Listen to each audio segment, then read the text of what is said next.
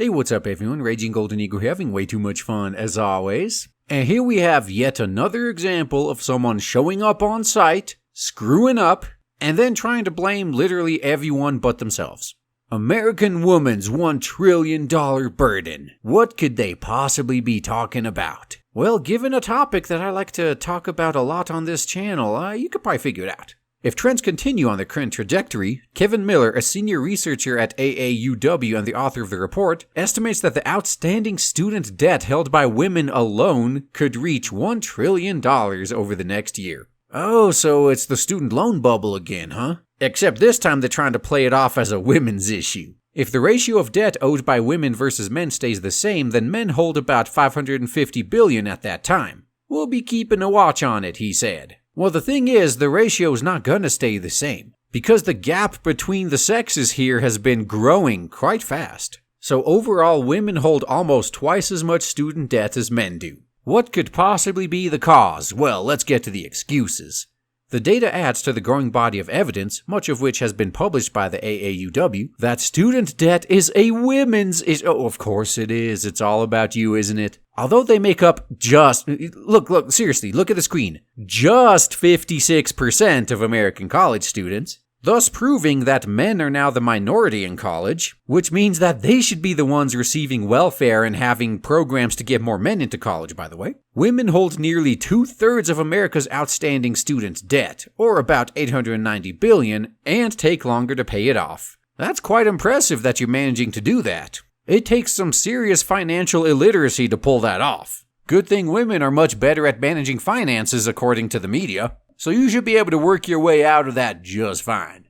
There are a variety of reasons why this is the case, according to Miller. For one, women typically have to rely more on loans to finance college because they earn less from their work before they enter college, if they have a job before they start, and while they're in school. Okay, let's say this is true. That was pretty much the case for me and I ended up fine. So a little bit of personal story time here. I had a few jobs before going into college, but the only reason I got those jobs was I had a goal. Like, I need a new PC, and my parents ain't gonna give me the money, so I had to go work to earn the money. So I pretty much had no savings when I got into college, so I was effectively starting out from scratch. My parents didn't pay anything for my college. Instead, they let me have their old car when they bought a new one. So I was lucky in the sense that I had a functioning vehicle, but they didn't pay for my college. I went to college 100% on student loans. Then I went out and got myself a part-time job. And about 2 years into my 4-year degree, a position opened up, so I took a full-time position. So while I was going to school full-time, I was also working full-time. And it's thanks to that and me not going out and partying every night that I was able to pay off all my student loans within a few months of graduating.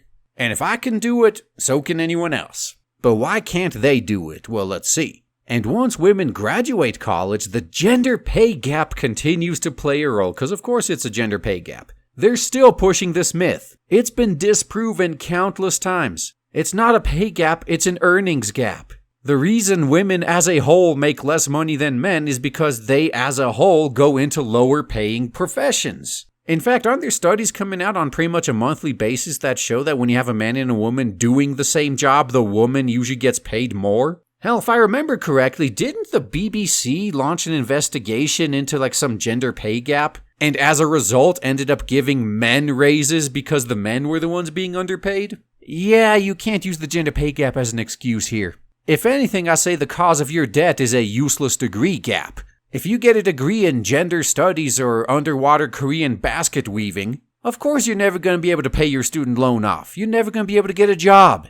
But let the excuses continue. Women working full-time with college degrees earn 26% less than their male colleagues, delaying their efforts to repay their loans. Yeah, that kind of would happen, wouldn't it? This is why I keep going all broken record on your asses and keep saying over and over again, do your damn research before you go into college. Whatever you're getting your degree in, make sure there's a job market for it when you get out, and make sure you're going to be making enough money once you get into that field to be worth all the money and time you sank into getting the degree. Now, obviously, this only applies to people who aren't exactly rich and are going to college to make something of themselves. If you got money coming out the ass and you just want to study what you love, then by all means. If money's no issue for you, you do you. But don't go get a useless degree and then expect to be able to get a job in some obscure field and make a 6-figure salary and be able to pay your degree off like real quick. It's not going to happen. You're probably going to end up a barista in Starbucks, a job you could have gotten without a degree, by the way.